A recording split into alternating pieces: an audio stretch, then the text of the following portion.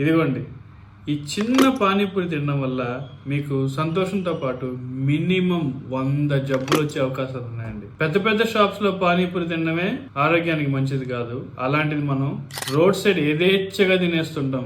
అసలు అలాంటి పానీపూరీలు తినడం వల్ల అసలు ఆరోగ్యానికి ఎంత హానికరమో ఒక క్షణమైన ఆలోచించారండి? ఆ పానీపూరి అమ్మే వ్యక్తిని గమనించారా? అసలు ఆ వాటరే అన్హైజీన్ అండి. అలాంటిది ఆడు దాంట్లో మళ్ళీ చేతిని ముంచి లేపి ఆ చేతిని వాడు తల మీద పెట్టుకుంటాడు, ముక్కులో పెట్టుకుంటాడు, నోట్లో పెట్టుకుంటాడు.